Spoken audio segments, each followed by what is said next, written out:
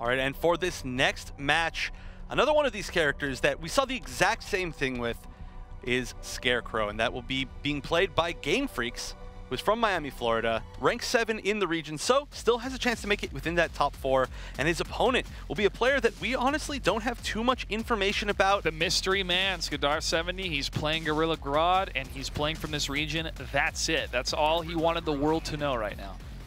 And what a character to be mysterious with, Grodd. Now, we've seen he can read your mind. Oh, that's true. That is true. He's got to be the mastermind behind things. That's just how he works. So he wants to orchestrate this tournament to play in his favor. But yeah, Grodd, a character that everybody just loves watching so much. Of course, we've seen Coach Steve play with him really well. We saw, wow, I don't know why I'm blanking out his name, at EVO. Omega K, thank you. Thank you, production. Yeah, thank you, production. Of course I knew who that was, but him versus Kaju was, I think, maybe my favorite match of EVO. Oh, I love the gear set on Gorilla Grodd right now, especially the intricate pattern on his helmet. Looks amazing. This Scarecrow is breathtaking. So it makes you want to play almost every character. So far, Skedar's going, well, if you want to play against me, this is what it's going to be like. He's in the lead so far, able to block GameFreaks Scarecrow for a number of hits. And he's so far shown that his execution is very good. Now, oh wow, extremely good. So let me explain this, because Grodd is not a common character. So Grodd has Stampede, which is his back forward 3, and he charges forward, and if he hits you, he runs over you. It's a charge attack.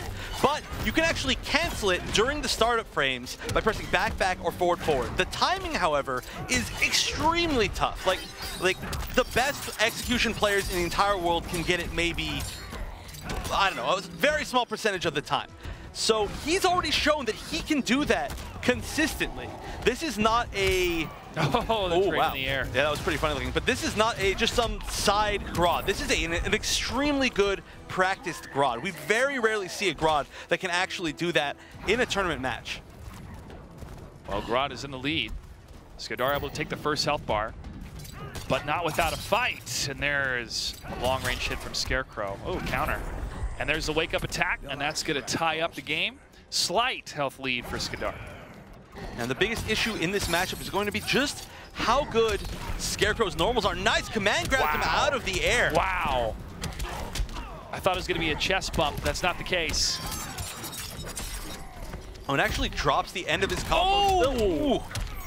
My goodness. I have not seen a Gorilla Grodd played this way. I love it. Oh, and again, he's going to spend the meter on this. Now, what that move is a actually command grab from the air.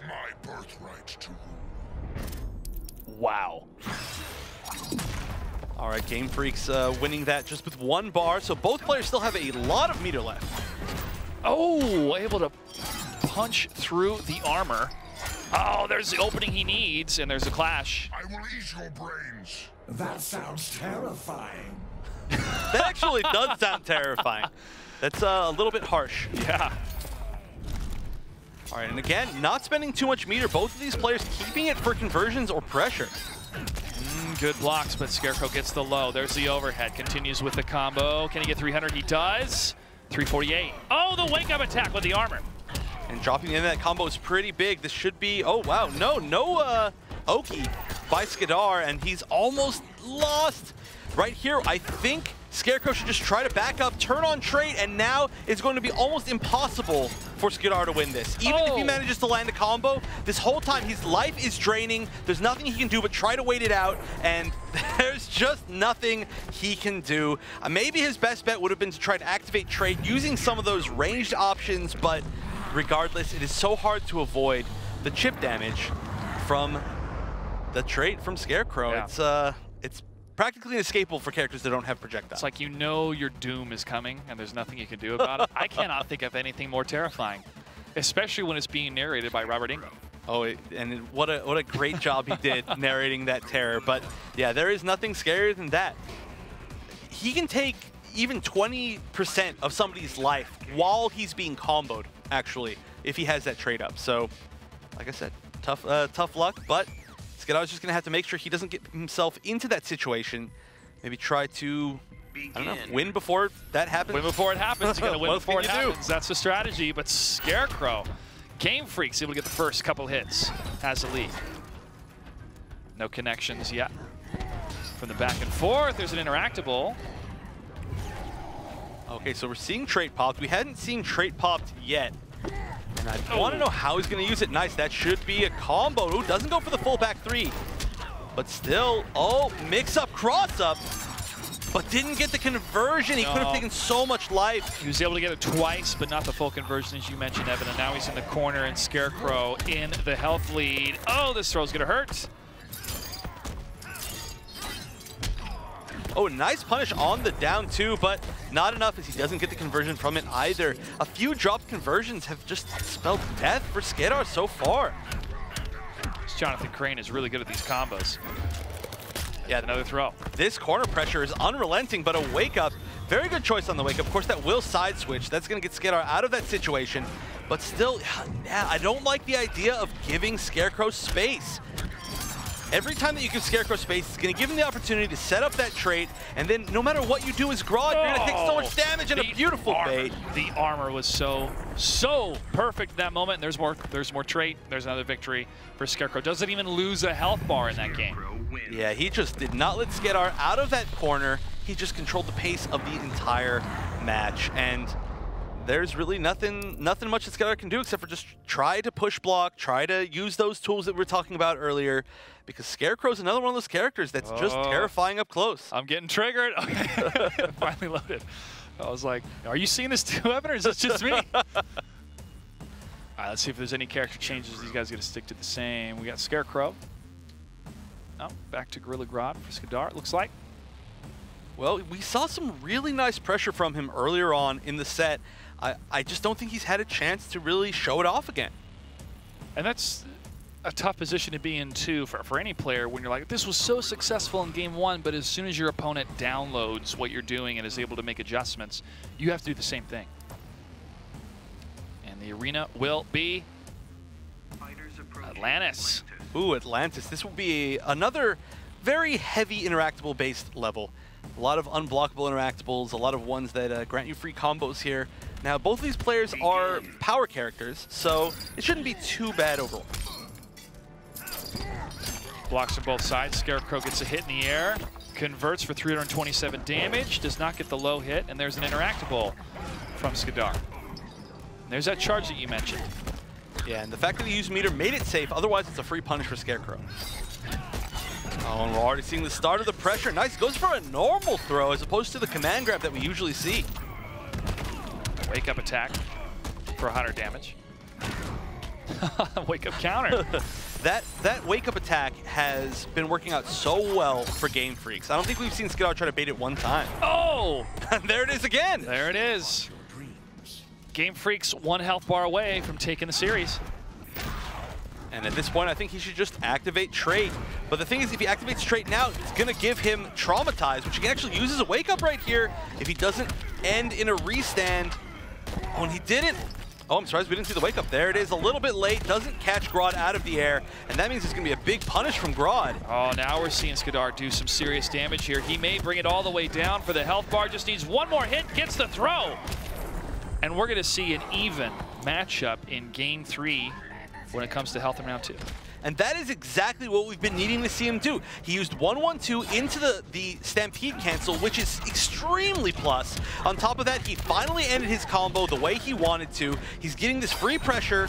He's getting these free mix-ups. And look at this. He's taking advantage of all of it. Look at this execution. The low overhead is what kept that window open, able to maximize the damage. Now he's on the defense. GameFreaks does not want him to win this. He wants a 3-0. Skedar has another plan. That cross up again, and there's a clash. You're a fraud. It's my birthright to rule. Man, he's not a fraud. He's a Grodd. He's oh, ouch. 30 damage dealt for the attacker. Oh, and just one hit away. I bet we'll see a meter burn charge. It has armor. It's going to be very hard to avoid and just do at least enough chip. Oh, actually didn't even need to, as Skedar shows that he knows the gap in that string, or actually in that special move. When you meter burn it, he took advantage of that twice, managed to get the win. Now, if he continues with that sort of pressure that we saw halfway through that game, he could easily take this all the way back. That is ridiculous. I cannot even stress how much execution that takes. Like, impeccable. I mean, any type of cross up that quickly and then to do it over and over again to keep your opponent keep kind of backpedaling, going, okay, I need to figure out what I'm doing wrong in this moment. You can capitalize on it pretty quickly. The thing is, though, how many times can you do it in a row until you make yourself vulnerable? That's true, or until you accidentally drop it. And of course, every time you accidentally drop something, you're gonna open yourself up. And against a character like Scarecrow, that's terrifying. To start everything that he wants to do, which is exactly what's happening right now. Oh, and we're back in the Batcave. Now there is a nice interactable here if Skedar wants to use it to get out of pressure. And he is not out of it yet. There's GameFreaks trying to push into the corner. There's a nice wake up. Get me out of that corner, says Gorilla Grodd, interactable. And that cross up again. He's gonna throw GameFreaks into the air for even more damage. Another cross up, and this is that assault that you mentioned, Evan. This is what Skedar should be doing throughout the entire match. Those cancels are so difficult, and I haven't seen him drop them a single time. I cannot believe this. Push block, block escape, coming from GameFreaks. Oh, goes through the back 3 armor, does not connect. Grodd tries to push in, gets the down 2. Oh, but again, he didn't get the conversion off of it. That could have been enough to end the round, but instead, GameFreaks is going to put himself on a match point. No cross up. And the scary thing about a life lead for Scarecrow in this matchup is that the whole time he's going to be doing just a little bit of damage, even if he's on defense because of the trait. So it just really snowballs. There's the wake-up armored attack coming from Skedar70. He is now on the ropes, able to cruise through for the cross-up, gets the hit, breaks through the armor, and now GameFreaks is in the corner. Skedar still down about half a health bar. Oh, gets a strange knockdown, and a wake-up down 2 is going to change the momentum into Skedar's favor, but a very early break by GameFreaks. I understand why he did that. He just wanted to stop that sort of momentum reversal. He wants to get that space that Scarecrow's so good at, and try to do exactly what he just did and open up Skedar. And there's a clash again. Skedar's going to win this for 25% health. He needs every health bar. They both armor, and GameFreaks wins the trade. And at this point, there's really not too much that Skedar can do. As you can see, he's just melting as he's just even being close. Oh, that's it. That is it. GameFreaks takes it 3-1, but I have to tip my hat to Skedar. I've never seen a Gorilla Grodd played that way. I mean, I've seen it before, but only with some of the best players, the best Grodd players in the entire world. And just his style and the way that he executed so well, I'm extremely impressed. It was a very tough matchup for him to run into. Very notorious for being a tough matchup for any character that has to get in on Scarecrow, because of course he will just be melting them over time. And it's so hard to play footsies with all of those range normals, but still great, solid play all around by GameFreaks, showing a real expertise with the character, and he's going to move on to fight full auto a little bit later. Unfortunately, we have to say goodbye to Skedar for the rest of the night, but hopefully he'll sign up for next week and continue to impress us with that Gorilla Grodd play.